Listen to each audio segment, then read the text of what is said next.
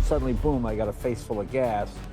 And then the pilot light jumped and my face caught on fire. Jay Leno has spent decades chasing motion, late-night stages, roaring engines, and endless car collections. He survived a fiery garage accident that could have ended it all. Then months later, a motorcycle crash left him broken but unbowed. Most would have paused.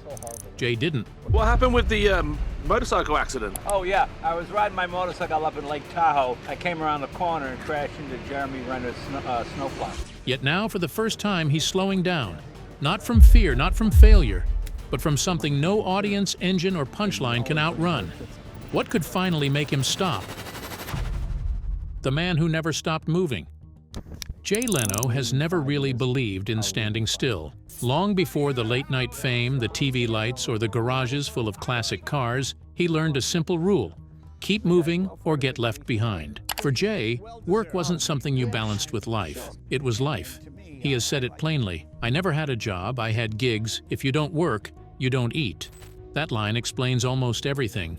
Friends and former Tonight Show staff often say Jay didn't work because he was successful. He worked because work made him feel safe. As a young stand-up, Jay slept in his car, showered at gyms, and chased stage time anywhere he could find it. Clubs, bars, college campuses. If there was a microphone, he showed up. Some nights he did multiple sets, driving hours between gigs just to stay sharp. Stand-up became his safety net. When money was tight or rejection piled up, comedy was the one thing he could control. Get on stage, tell jokes, move forward. That approach never softened once success arrived. As host of The Tonight Show, he showed up early, worked late, and almost never slowed down. Jim McCawley, the show's longtime executive producer, once noted that Jay treated the job like a daily responsibility, not a privilege to coast on. People joked that he did not know how to relax, but for Jay, motion was comfort. Cars moving, jokes landing, tours booked, engines running. Stillness felt wrong. He believed consistency beat talent, a belief shaped by years when missing a night meant missing rent. Motion wasn't emotional for him, it was practical. Keep moving and you stay useful. Over time, that rule hardened into identity. Jay wasn't just someone who worked a lot, he was someone who didn't quite know who he was without work. When fire didn't win. In November 2022, something happened that should have stopped Jay Leno cold. He was in his Burbank garage working on one of his antique cars, a 1907 white steam car with his friend Dave Kalaki. I didn't even see his face. He downplays it all, but I'm telling you, he was really engulfed. I couldn't see his face. It was on fire? It was a wall of fire. They were trying to unclog a stubborn fuel line when gasoline sprayed onto Jay's face and hands. Steam cars of that era used gasoline near a pilot light flame to heat water into steam, and in a split second, a spark ignited the fuel. Flames erupted instantly. Jay later said he got a face full of gasoline and knew right away that breathing it in could burn his lungs. Dave Kalaki pulled him out of the fire within roughly 10 seconds, but the damage was already severe. Jay suffered second and third-degree burns to his face, hands, and chest. He was rushed to the Grossman Burn Center in Los Angeles, where doctors performed multiple surgeries, including skin grafts. He has had skin grafts that are not his own, meaning skin that we have in our skin bank from donor skin. For most people, this would have meant a complete halt, a long recovery, privacy, and time away from public life. Jay did not respond that way. Almost immediately, he downplayed the incident publicly. "I got some serious burns, but I'm okay. Just need to joke about it." Later, he joked that he looked like the Incredible Hulk if the Hulk shrank and aged badly. I said, well, the hill doesn't look that steep. Let me take a down! And then You rolled down a hill? Oh, That's not true. The humor worked, but those around him noticed something more telling.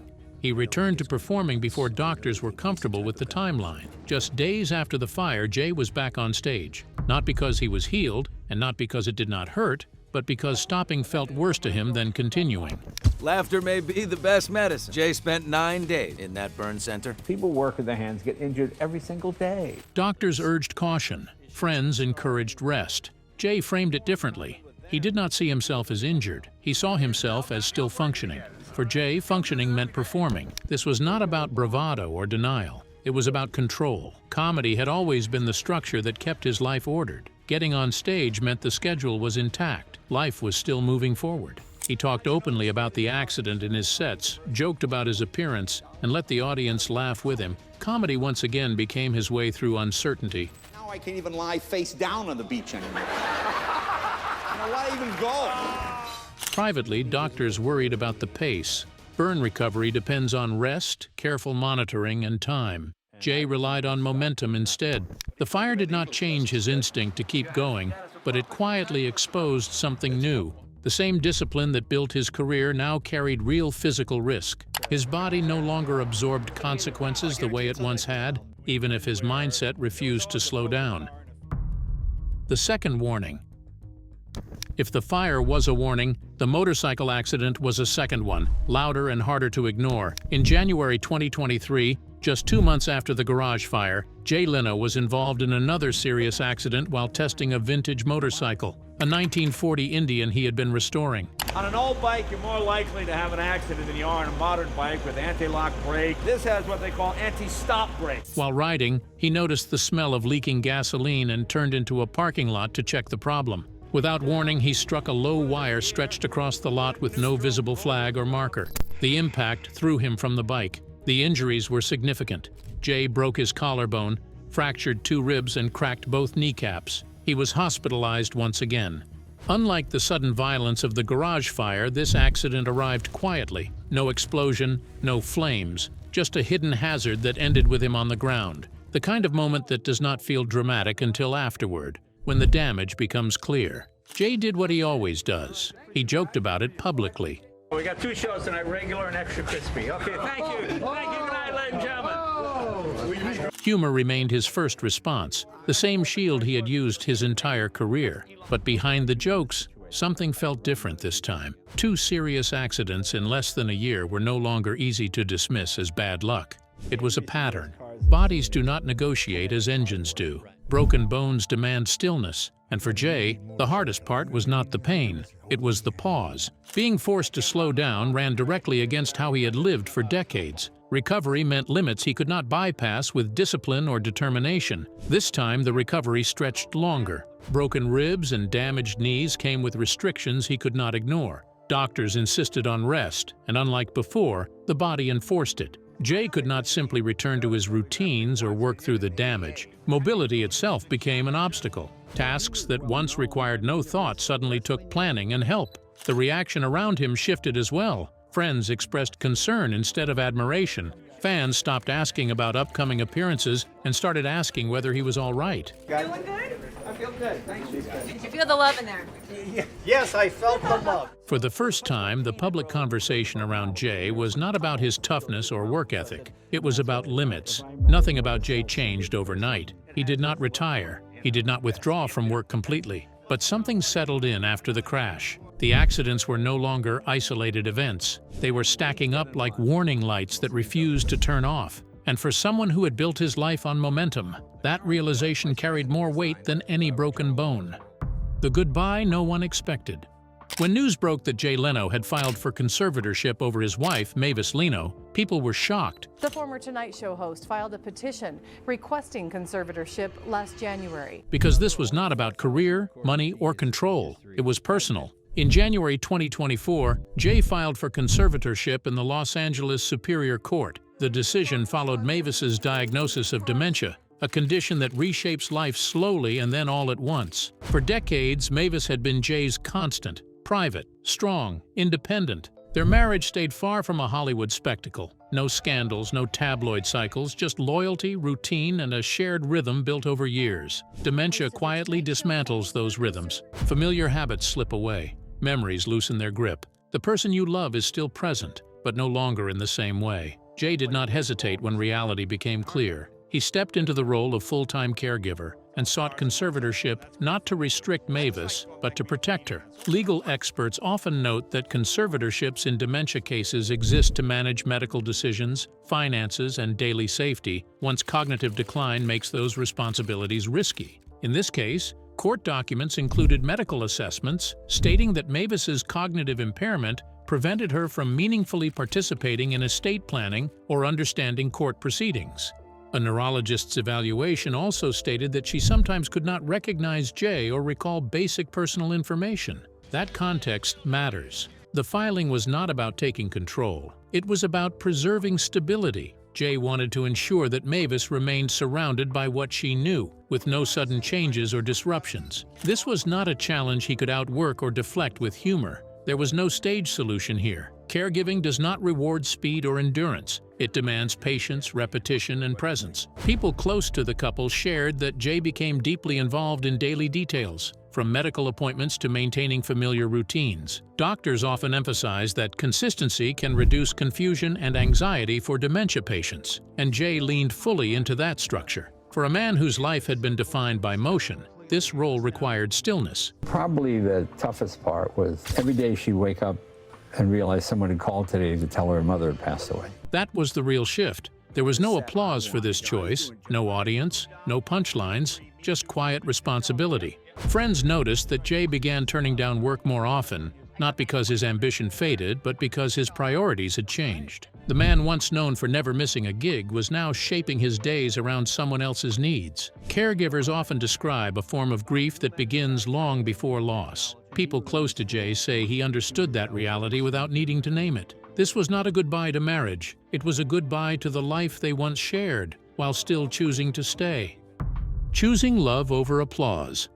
Jay Leno did not announce a retirement or plan a goodbye tour. He simply started coming home more often, quietly reshaping his life without asking anyone to notice. He explained it in plain words. "I don't want to be gone overnight. I like being home."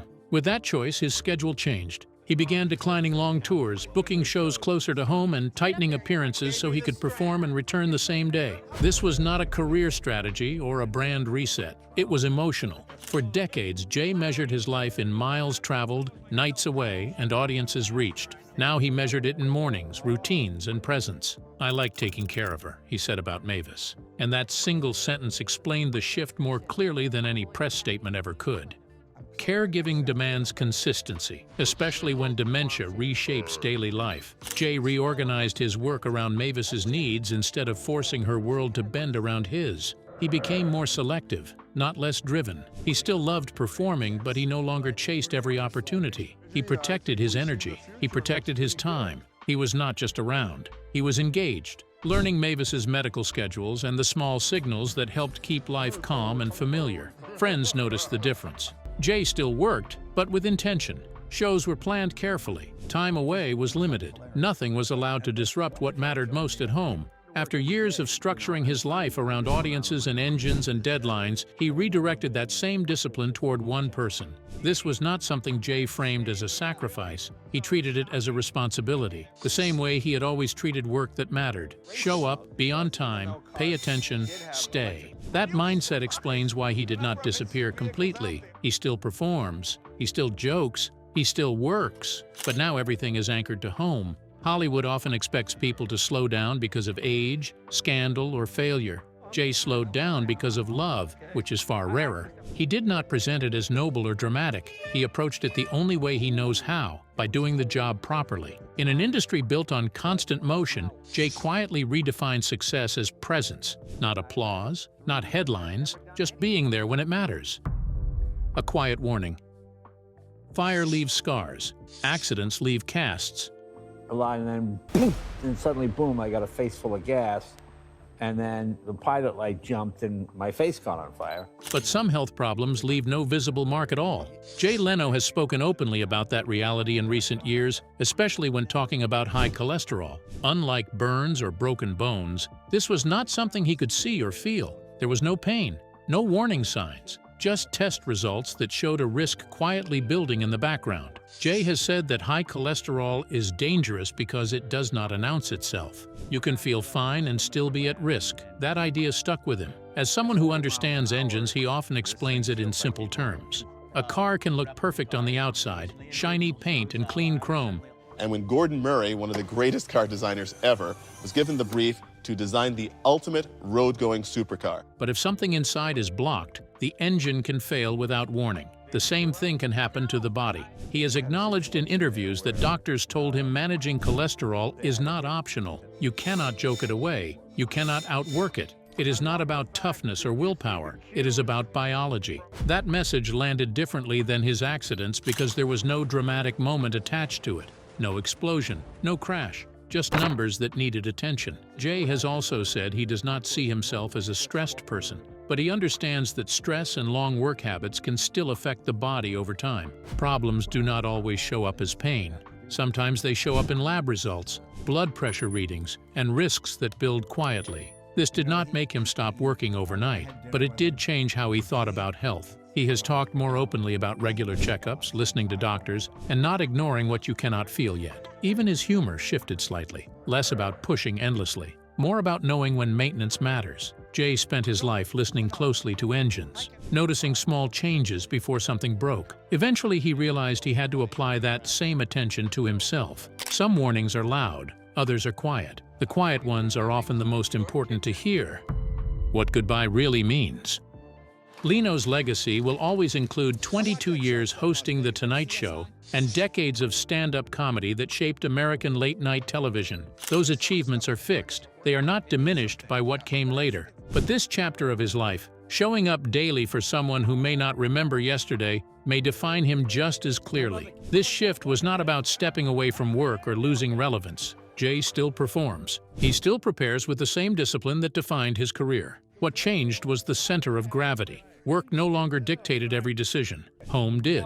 Schedules became smaller. Travel became intentional. The focus narrowed, not because he could not do more, but because something else mattered more. Caregiving did not ask Jay to be funny, visible, or productive in the usual sense. It asked him to be consistent, to be present, to repeat the same routines calmly, even when there was no recognition for doing so. In an industry built on applause and momentum, that kind of commitment runs against instinct. Jay embraced it anyway. This is not a story about fading out. It is a story about choosing responsibility over noise. Jay spent most of his life being reliable in public. Never late, never distracted, always ready. That same reliability now exists in private, away from cameras and crowds. There is no audience for it and no reward beyond knowing he showed up. In an entertainment world that celebrates reinvention, Jay did not reinvent himself to stay relevant. He realigned himself to meet what was required. That choice was quiet, deliberate, and deeply personal. Jay Leno spent his life making millions laugh.